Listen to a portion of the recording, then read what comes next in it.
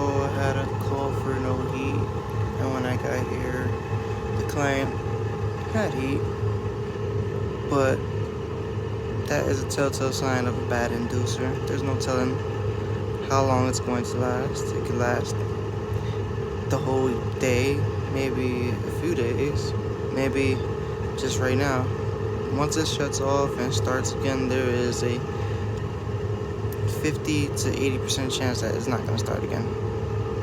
So when you hear that, guys, it's time to replace your inducer motor.